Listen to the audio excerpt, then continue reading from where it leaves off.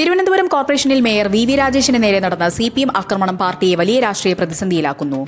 മേയറുടെ ഓഫീസിന് മുന്നിൽ CPM കൌൺസിലർമാർ നടത്തിയ അക്രമപരമായ ഉപരോധവും തുടർന്നുണ്ടായ സംഘർഷവും നഗരസഭയെ അക്ഷരാർത്ഥത്തിൽ യുദ്ധക്കളമാക്കി. ആക്രമണത്തിൽ പരിക്കേറ്റ മേയർ നിലവിൽ തിരുവനന്തപുരം മെഡിക്കൽ കോളേജ് ആശുപത്രിയിൽ ചികിത്സയിലാണ്. പരിശോധനകളെ തുടർന്ന് അദ്ദേഹത്തിന്റെ കാലിൽ പ്ലാസ്റ്റർ ഇട്ടിരിക്കുകയാണ്. മേയർ ചികിത്സ തേടിയത് സർക്കാർ മെഡിക്കൽ കോളേജിലാണെന്നത് CPMന്റെ രാഷ്ട്രീയ പ്രതിരോധങ്ങളെ ദുർബലപ്പെടുത്തുന്നു. പരിക്ക് നിസ്സാരവൽക്കരിക്കാനോ കള്ളപ്ലാസ്റ്റർ എന്ന തരത്തിൽ ആരോപണങ്ങൾ ഉന്നയിക്കാനോ ഇടമില്ലാത്ത വിധം മെഡിക്കൽ റിപ്പോർട്ടുകൾ വ്യക്തമാണ്.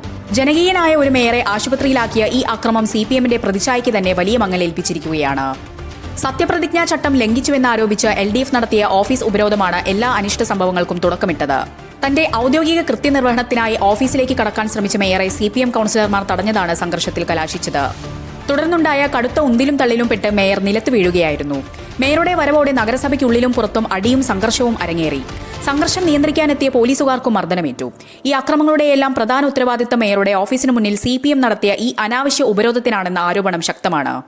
നിയമസഭാ തെരഞ്ഞെടുപ്പിലേറ്റ തിരിച്ചടിയിൽ നിന്നും പാഠം പഠിക്കാനോ തെറ്റുകൾ തിരുത്തി മുന്നേറാനോ CPM തയ്യാറല്ലെന്ന് വ്യക്തമാക്കുന്നതാണ് കോർപ്പറേഷനിലെ ഈ അക്രമ സംഭവങ്ങൾ. ജനാധിപത്യ രീതിയിലുള്ള പ്രതിഷേധങ്ങൾക്ക് പകരം അക്രമത്തിന്റെ പാത സ്വീകരിച്ചത് പാർട്ടിക്ക് വൻ തിരിച്ചടിയായി മാറും. മേയറെ ഓഫീസിൽ കയറ്റില്ലെന്ന് CPM നിലപാടെടുത്തു. ഇതാണ് പ്രശ്നമായത്. മുൻ മന്ത്രി കടകംപള്ളി സുരേന്ദ്രൻ BJPക്കെതിരെ ആരോപണങ്ങൾ ഉന്നയിക്കുമ്പോഴും മെഡിക്കൽ കോളേജിലെ ചികിത്സാരേഖകളും മേയർക്ക് പരിക്കേറ്റ സാഹചര്യവും CPMന്റെ വാദങ്ങളെ അപ്രസക്തമാക്കുന്നു. ഒരു ജനകീയ മേയറുടെ മേൽ നടത്തിയ ഈ ആക്രമണം വരും ദിവസങ്ങളിൽ CPMനെ കൂടുതൽ പ്രതിരോധത്തിലാക്കുമെന്ന കാര്യത്തിൽ സംശയമില്ല. നിലവിൽ കനത്ത പോലീസ് കാവലിലാണ് നഗരസഭാ പരിസരം.